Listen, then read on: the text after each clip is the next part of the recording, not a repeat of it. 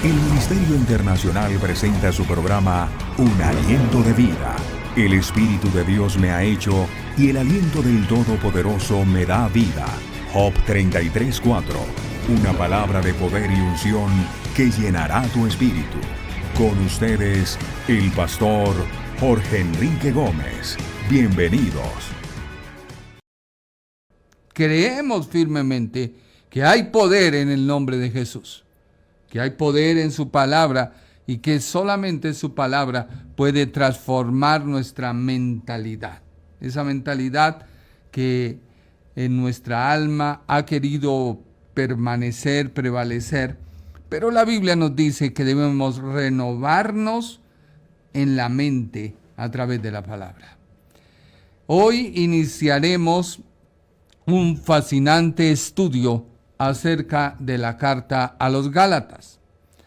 La carta a los Gálatas es una carta que se conoce como la carta de la libertad. ¿Por qué la carta de la libertad? Porque se habían levantado algunos personajes que querían cautivar nuevamente a los judíos, pero a su vez querían arrastrar a los gentiles para que observaran y guardaran sus costumbres religiosas, las cuales hasta el momento no les había traído libertad. Porque la ley no trae libertad. Lo que hace la ley es traer esclavitud. Y esclavitud porque no puede la ley por sí misma librarte del poder, del pecado y de la muerte. Así que vamos a iniciar este hermoso tema, Carta a los Gálatas. Y lee conmigo Gálatas capítulo 1, versículo 7. Gálatas 1, 7. No que haya otro, está hablando del Evangelio, sino que hay algunos que os perturban y quieren pervertir el Evangelio de Cristo. El Evangelio de Cristo. Muchas personas en ese tiempo querían introducir a la iglesia naciente doctrinas, dogmas que no tenían nada que ver con el Evangelio. Por eso el apóstol dice, no es que haya otro, sino que algunos lo quieren pervertir. La carta a los Gálatas es conocida como la carta de la libertad cristiana. Representa uno de los documentos más apasionados, directos y teológicamente cruciales del Nuevo Testamento. Escrita por el apóstol Pablo, esta epístola es una manifestación contra el legalismo y una defensa absoluta de la salvación por la fe y no por el guardar la ley de Moisés. No era por eso. El libro de los Hechos de los Apóstoles o el libro de los Hechos del Espíritu Santo es una narración histórica y cronológica de cómo el Evangelio una vez desciende sobre los 120 judíos que se encontraban en Jerusalén esperando el Pentecostés. Recuerda, 50 días después de Cristo subir al cielo, viene el Pentecostés sobre los judíos. Tiempo más adelante, en el capítulo 10, Dios se comenzó a manifestar a los prosélitos o a los judíos que eran, se me olvidó los segundos, los simpatizantes del judaísmo, personas que les gustaba guardar, no estrictamente, pero eran personas que se allegaban al Evangelio. Ya más adelante les diré. Bueno, se me pasó por alto, pero en capítulo 10 comienza el Espíritu Santo a derramarse sobre los gentiles y lo hace sin que hubiera ninguna observación del guardar la ley. O no se le da a los gentiles ninguna indicación de que para recibir la salvación por la fe en la persona de Jesús debían observar la ley. No lo hay.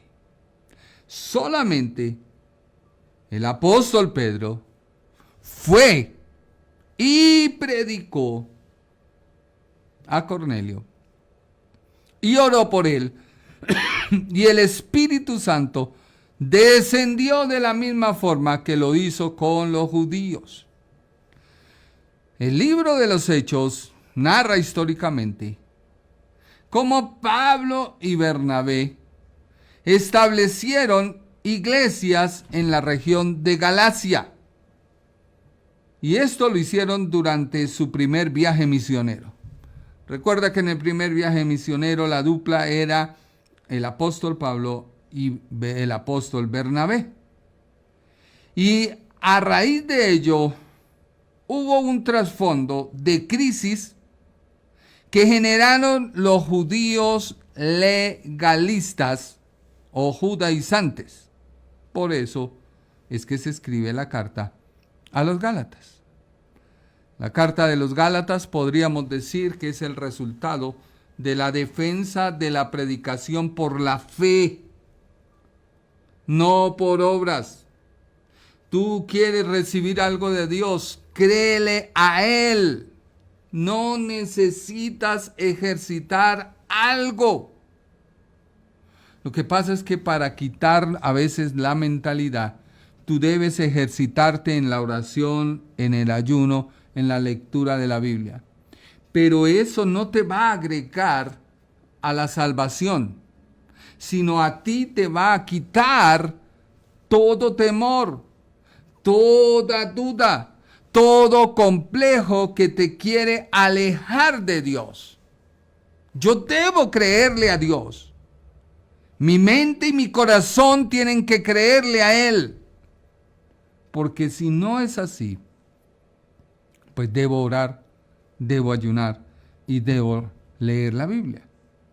De hecho, la base de la justicia de Dios no está basada en obras. Ninguna clase de obra. Ni siquiera resulta de guardar la ley de Moisés.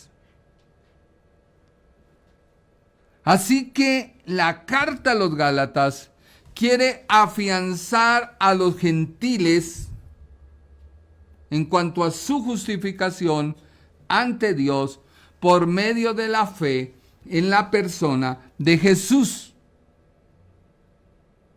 Ahora miremos cómo la justicia de Dios opera en la persona.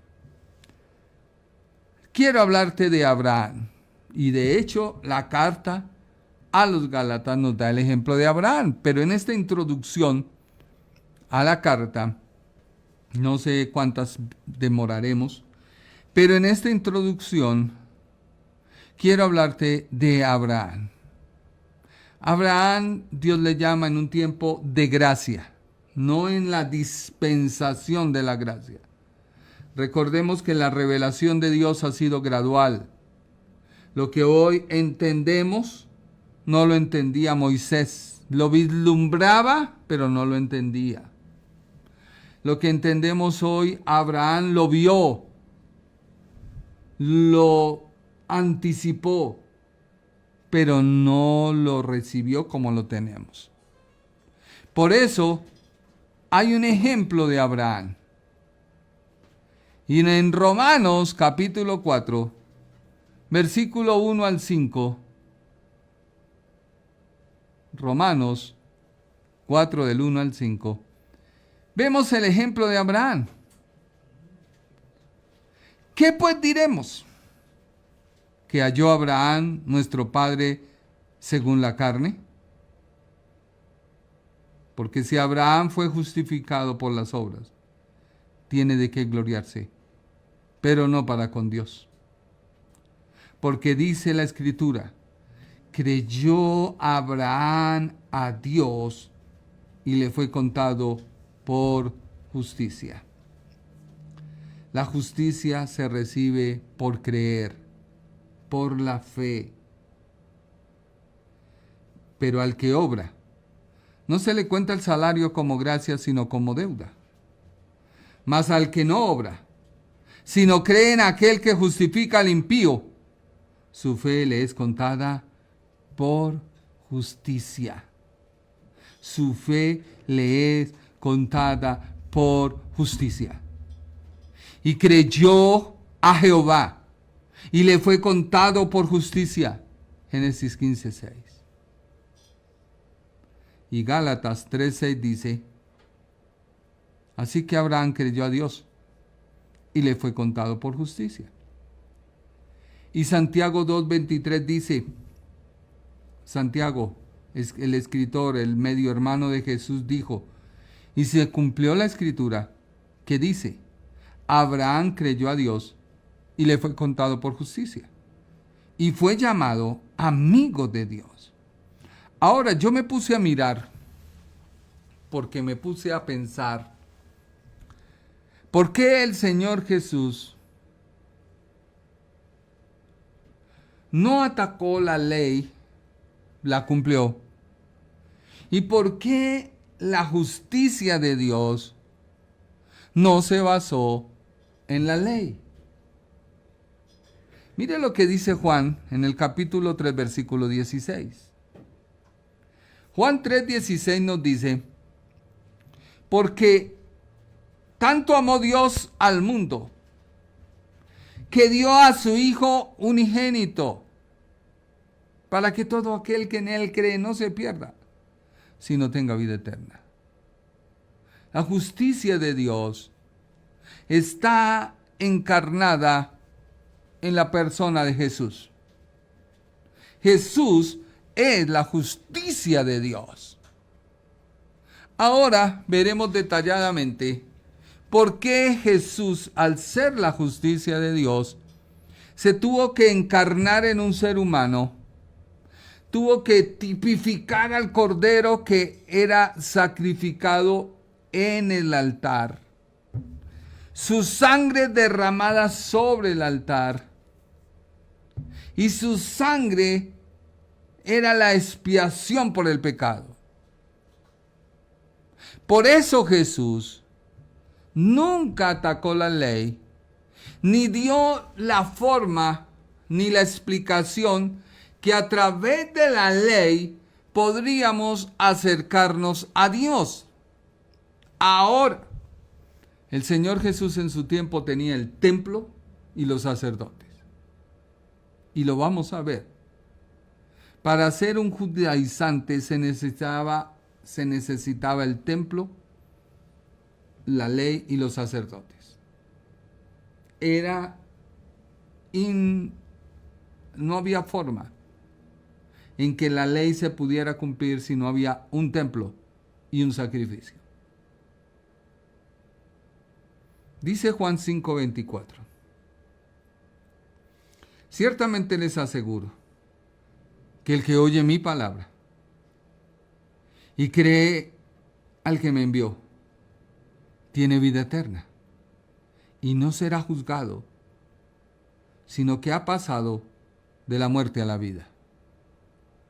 Jesús por ningún lado estaba diciendo, se debe guardar el sábado, se debe observar la ley. De hecho, Jesús violó el sábado. Cuando fue y recogió espigas, cuando hizo muchas cosas el sábado, y los fariseos le atacaban, Y él dijo, yo soy la ley. Soy el cumplimiento de la ley. Lo que pasa es que si tú no entiendes que la persona de Jesús fue el que encarnó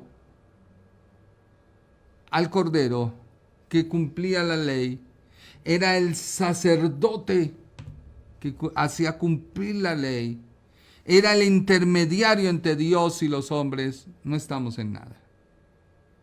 En Juan 6, 28 y 29 dice, cuando la multitud le preguntó qué debían hacer para realizar las obras que Dios exige, Jesús le respondió,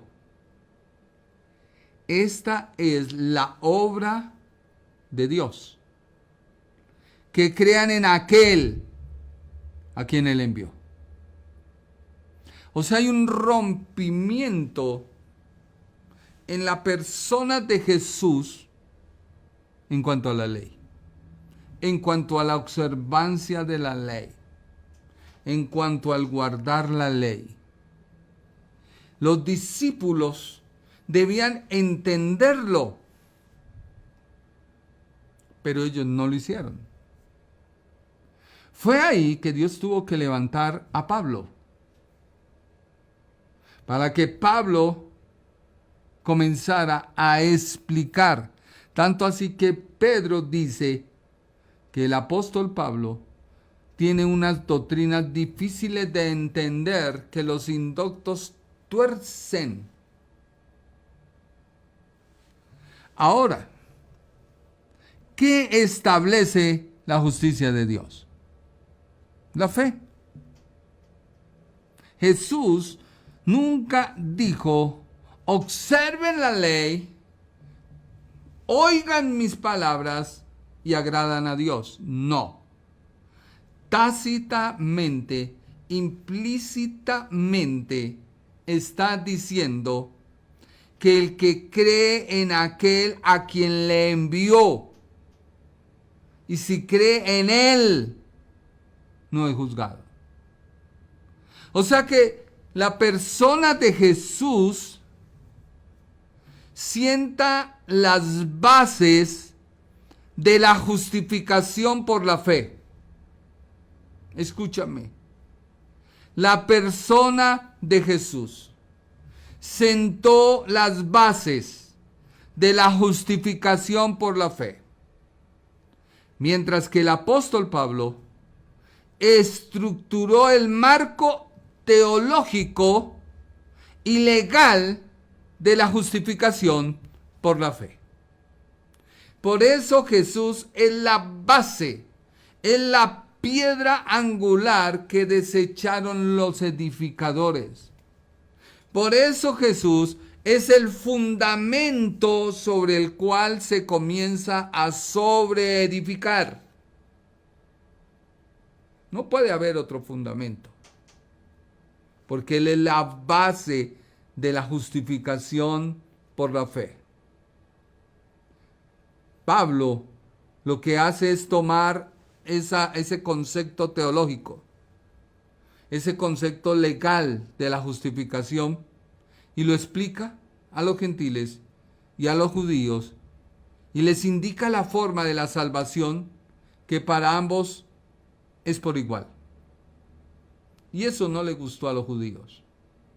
Los judíos no podían soportar que ya ellos no fueran el eje por el cual vendría la salvación.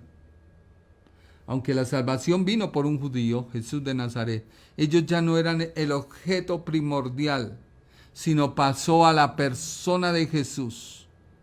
Y al estar en la persona de Jesús, a Él vienen judíos, gentiles, esclavos, libres, y son uno.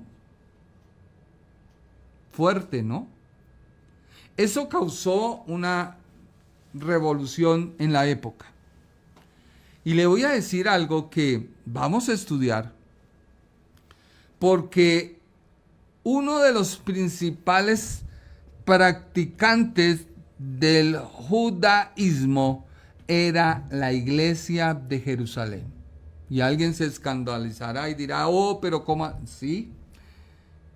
Esos judaizantes vieron que Jacobo, Pedro y todos observaban la ley más las palabras de Jesús y vieron el modelo y dijeron, es así. Por eso atacaron a Pablo, porque no estaba en sintonía con los líderes de Jerusalén. Es fuerte, como hace este sábado tuve que predicar, enseñar a algunos pastores, que a veces tenemos que desaprender para aprender. Hace 30 años no había la información que hoy tenemos escritural. Eran muy pocos los institutos bíblicos que existían en nuestro país y solo era para la misión. Si alguien debía ingresar, tenía que ingresar a esa misión, volverse parte de esa misión. Gracias a Dios ha venido hoy, siglo 2026, abriéndose el estudio de la palabra para personas que no pertenecen a la misión. Y se les da la oportunidad de que aprendan a estructurar su mente bíblica, teológicamente. Teos es el estudio de Dios. Así que Jesús, al sentar las bases de la teología, porque Él perdonó los pecados a las personas gratuitamente, exigía fe en su persona y declaraba que los humildes y creyentes eran los que salían aprobados o justificados ante los ojos de Dios. Por eso a Él le condenaron. Porque los judíos no podían soportar que toda una base histórica se fuera a derrumbar por el pensamiento de Jesús. Espero que me esté entendiendo usted que me está escuchando.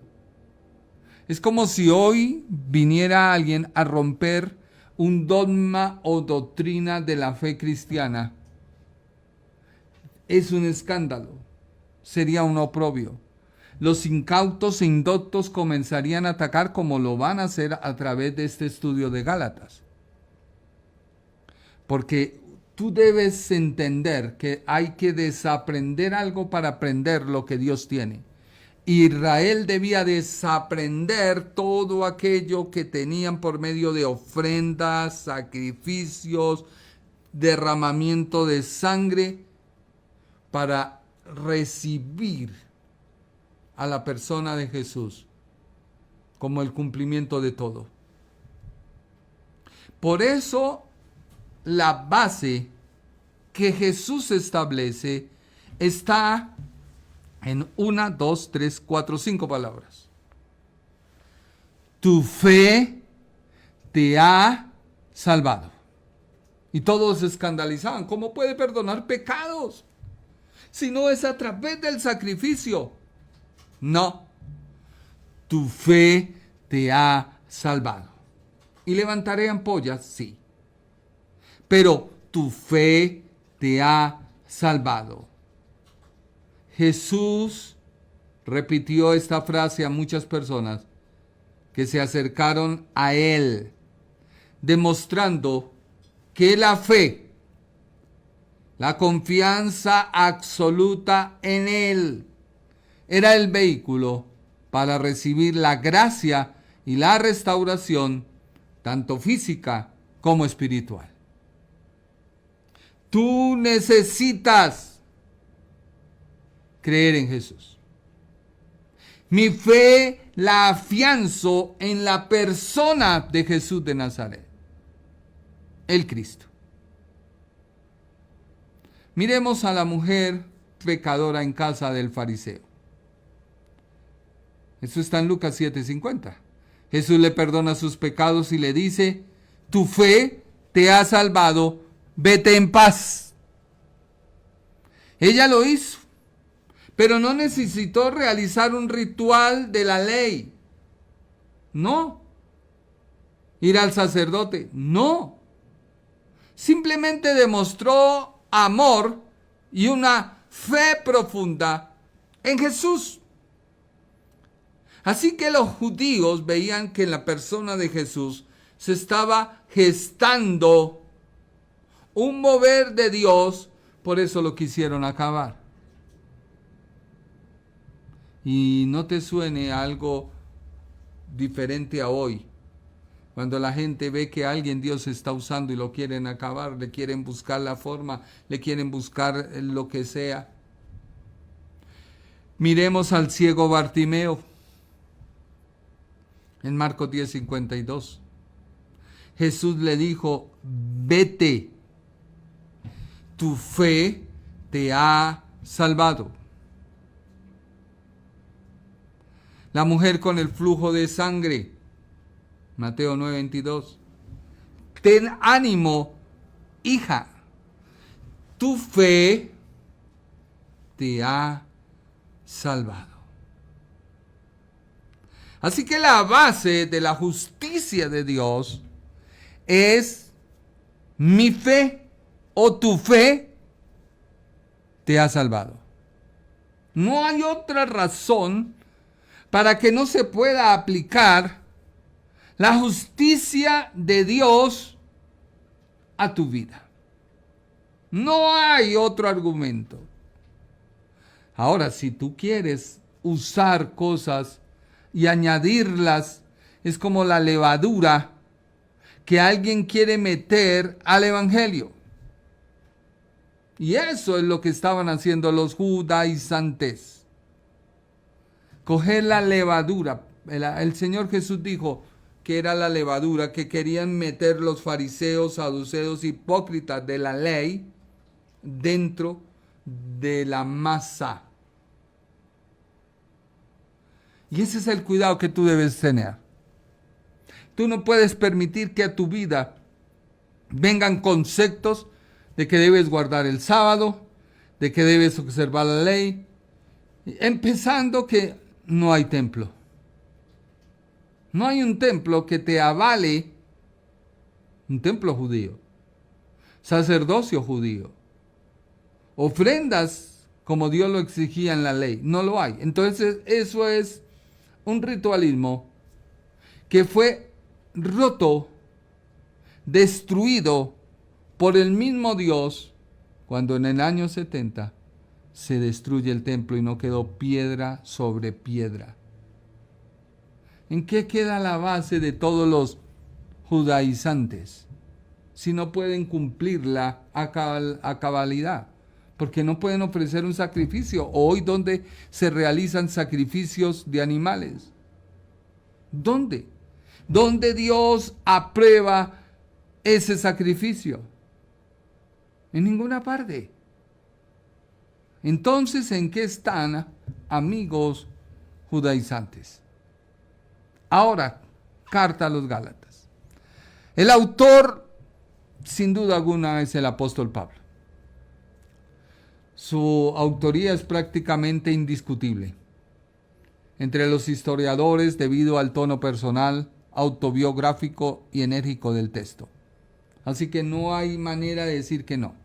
Ahora, hubo por el siglo I una corriente que atacó directamente a los escritos del apóstol Pablo y a la persona de Pablo, desvirtuándole.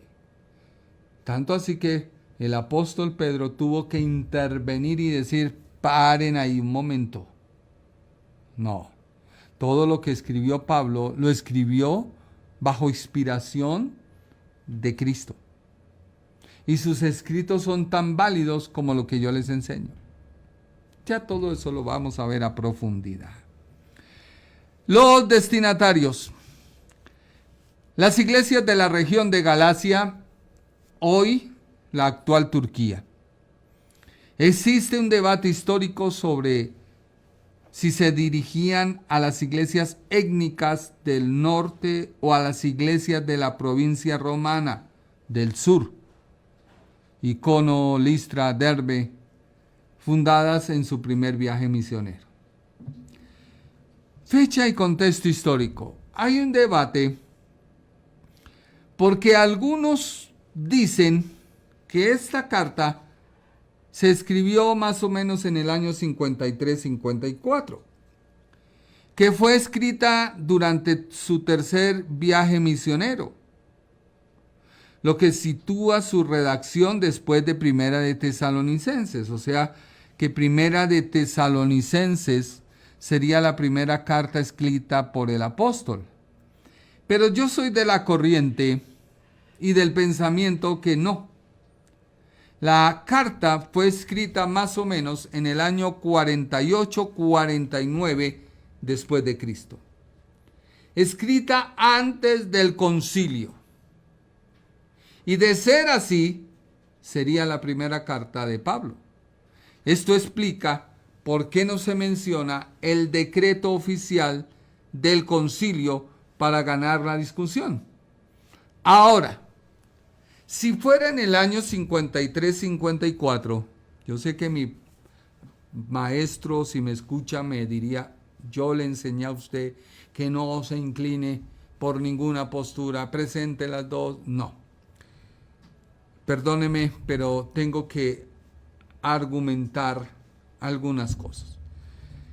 Si en el año 53-54, tercer viaje, resulta que en ese tercer viaje no le acompañaba Bernabé. Y en Gálatas se menciona a Bernabé. En ese tercer viaje el apóstol hubiera descrito y hubiera dicho, tuvimos una reunión, me reuní con todo el concilio de Jerusalén, los padres de Jerusalén, y acordamos. No.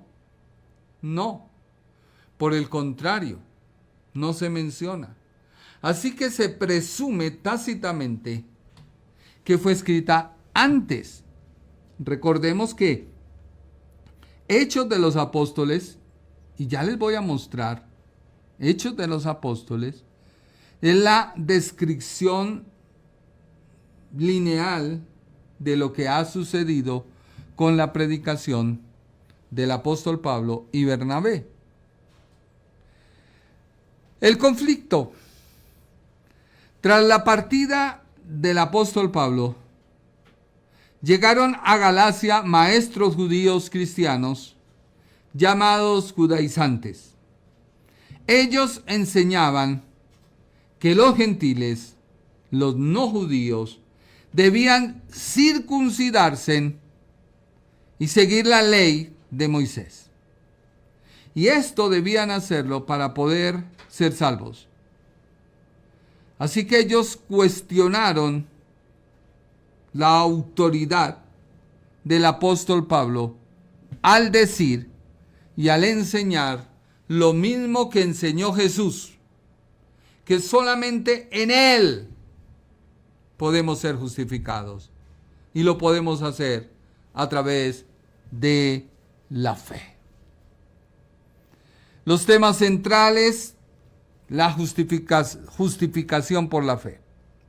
El apóstol argumenta de forma cortante que el ser humano se reconcilia con Dios exclusivamente, únicamente a través de la fe en Jesucristo y no por las obras de la ley. Él defiende su apostolado. Dedica los primeros capítulos a demostrar que su mensaje no proviene de hombres, sino de una revelación directa de Jesucristo. Habla de la libertad en el espíritu. La vida cristiana no es libertinaje ni esclavitud. No es libertinaje de normas ni esclavitud de normas. La vida cristiana es una vida guiada por el Espíritu Santo que produce un carácter transformado que es el fruto del Espíritu. El carácter que tú y yo debemos tener es el fruto del Espíritu. Estructura de la carta. tengo que ponerte las bases. La epístola se divide de forma natural en 3 secciones. La primera es personal e histórica, capítulo 1 y capítulo 2. El apóstol defiende su autoridad como apóstol y el origen divino de su mensaje. La parte 2 es la teología doctrinal. Defiende la fe frente a la ley, usando el ejemplo de Abraham y el propósito real de los mandamientos. Y en la parte 3 comienza la exhortativa. Explica cómo aplicar la libertad en Cristo, el contraste entre la carne y el espíritu y la ayuda mutua. Así que esos serán los temas que veremos de esta carta. El motivo de la carta.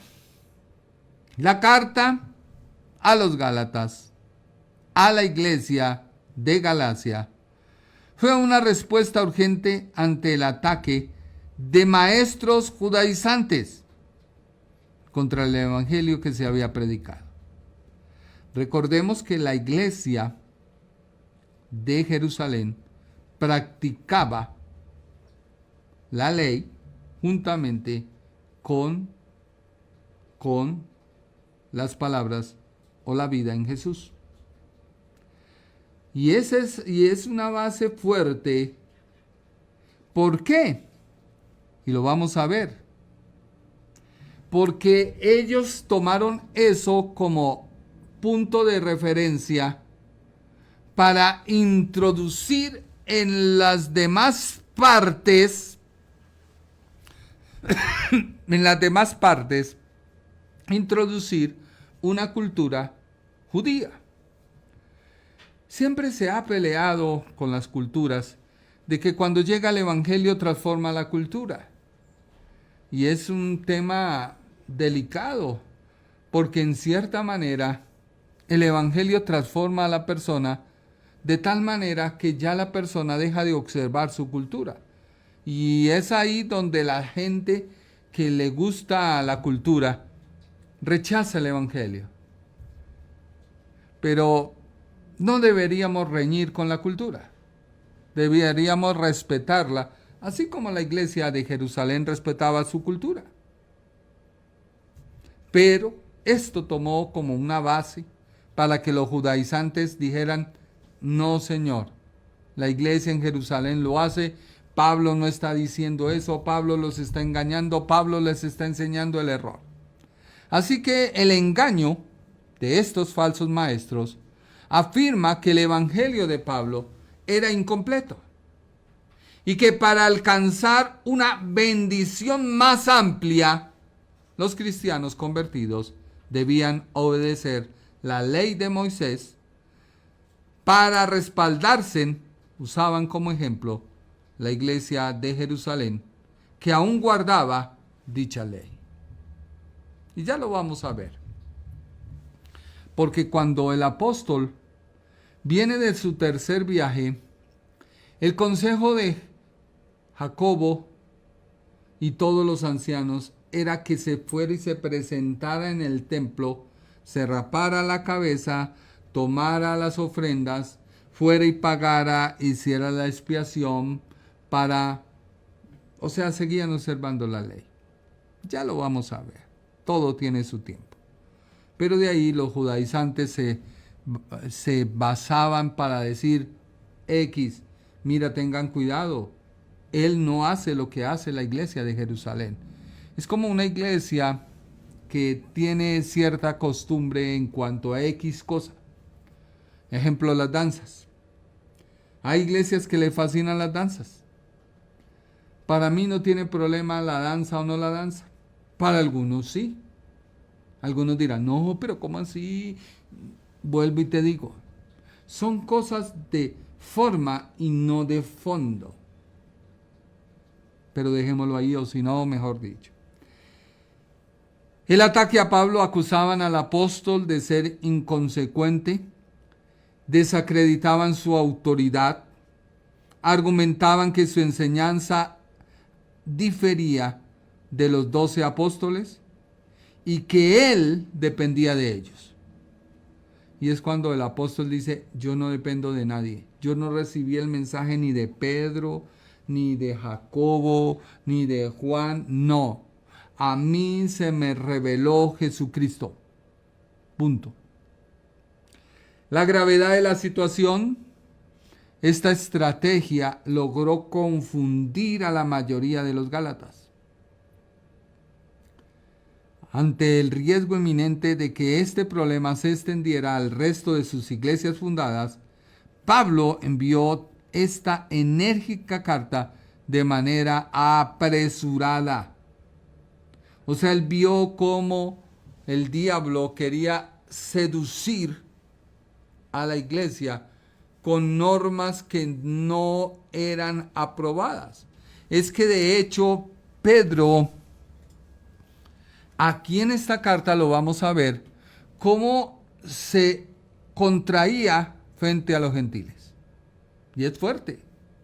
Es fuerte que el llamado a predicar y llevar el evangelio, al que se le dieron las llaves de la iglesia, en el sentido del evangelismo. No estoy diciendo que sea el primer papa y estoy avalando al primer papa, no.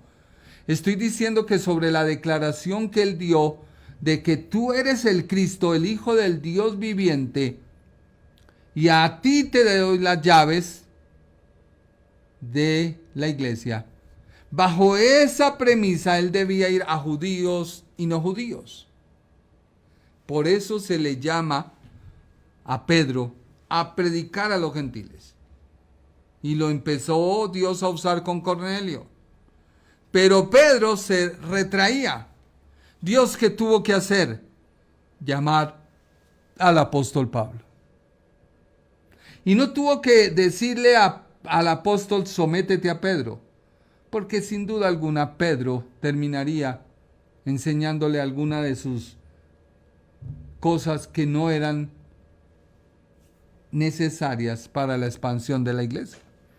Dios se mueve como le da la gana y nadie puede decir algo. Él es el dueño de las cosas.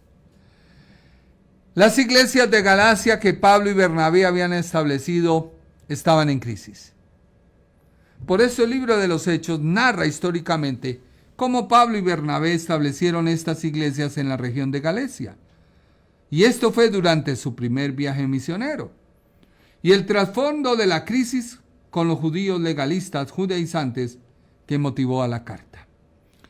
Yo creo que dejamos ahí porque tenemos que adentrarnos en Hechos de los Apóstoles. ¿Por qué? Porque Pablo y Bernabé visitaron las ciudades de la región sur de Galacia, Antioquía de Pisidia, Iconio, Listra y Derbe. Y allí anunciaron el evangelio y sufrieron persecución. Y lo vamos a ver a través de Hechos capítulo 13. Así que si tú quieres, lee Hechos 13, Hechos 14, Hechos 15, Hechos 15. Hasta ahí. Porque yo soy de los de la postura de que esta carta fue escrita antes del concilio. ¿Qué más me resta decir? Créele al Señor. Hay situaciones a veces que nos retan y hay situaciones que demandan de nosotros creerle al Señor. No sé cuál sea tu problema, no sé cuál sea tu enfermedad, no sé cuál sea tu motivo por el cual estás a veces angustiado, pero algo que sí te puedo decir es, créele al Señor, afiánzate en Él. A veces hablamos y vemos cosas diferentes, pero no. Yo debo creer lo que hablo y ver lo que hablo. Porque eso es lo que forma la palabra de Dios. Ahora, yo no puedo enloquecerme, no. Pero sí debo someter mi vida a la voluntad de Dios. Permíteme orar. Padre Celestial, te doy gracias por tu palabra. Venimos hoy ante tu presencia con acción de gracias y clamo por cada persona que me ve. Yo solo te pido a ti que sientan un impacto de tu presencia, no un impacto mío, sino tu presencia. Espíritu Santo, muévete en esta hora a través de cada uno de las personas que me ve. Convénceles con tu palabra. Tú fuiste el que generaste, el autor de la Biblia, y generaste en Pablo su escritura. Yo te pido que tú vengas y vuelvas a derramar ese espíritu sobre nosotros, para que al abrir tu palabra podamos entender el mensaje. No necesitamos hacer algo para obtener algo tuyo. Necesitamos creer a tu palabra. Esa palabra que crea, esa palabra que forma, esa palabra por el cual se sostiene el universo. Esa palabra por la cual nuestra vida está en ti y nadie nos puede arrebatar. Padre Celestial, creemos en ti. Confiamos en ti. Afianzamos nuestra vida en ti. Padre, destruye todo plan de las tinieblas. Padre, destruye, por favor, toda enfermedad. Envío tu palabra. Creo a tu palabra. Confieso tu palabra. Creemos, Señor, que tú eres poderoso para guardar, proteger, sanar y libertar a cada persona. Por eso ordenamos a la enfermedad que se vaya en el nombre de Jesús. A ti te digo, enfermedad, suelta esos cuerpos, sal de esos cuerpos, comiencen esos cuerpos a regenerarse, a transformarse, y comience aquellos miembros de los cuerpos a restaurarse en el nombre de Jesús de Nazaret.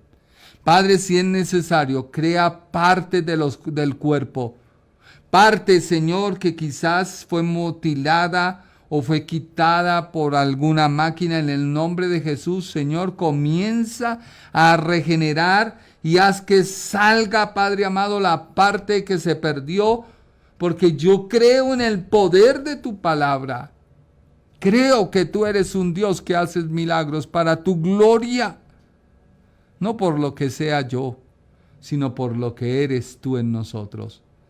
Padre, te damos gracias por tu palabra. Amamos tu palabra, nos afianzamos en tu palabra y creemos a tu palabra. En el nombre de Jesús, gracias, Señor. Tú que me escuchas, estamos iniciando este fascinante tema de la carta a los Gálatas. Una carta que yo creo que hoy es necesaria porque muchas personas van de allá para acá, tienen conceptos, preceptos, y alguien viene y les contamina y les dice, y personas que estuvieron en una iglesia y hoy están guardando la ley y no lo entiendo por qué se retroceden en el mover de Dios. Porque guardar la ley es retrocedernos en la dispensación por la cual Dios nos está llamando a vivir bajo la gracia. Esta es la dispensación de la gracia. El cielo está abierto, no porque lo que tú hagas, sino por la fe que tú tienes en el Hijo de Dios. Y esa es la fe que ha vencido al mundo, nuestra fe en que Jesús es el Hijo de Dios. Esa es mi fe, Jesús es el Hijo de Dios. Gracias por tu tiempo, gracias por estar con nosotros. Nos vemos, si Dios lo permite, en una próxima emisión. Que Dios te bendiga. El Ministerio Internacional presentó su programa Un Aliento de Vida. Venid a mí los que estáis trabajados y cargados, y yo os haré descansar. Mateo 11:28. Un aliento de vida. Una palabra de poder y unción que llenará tu espíritu.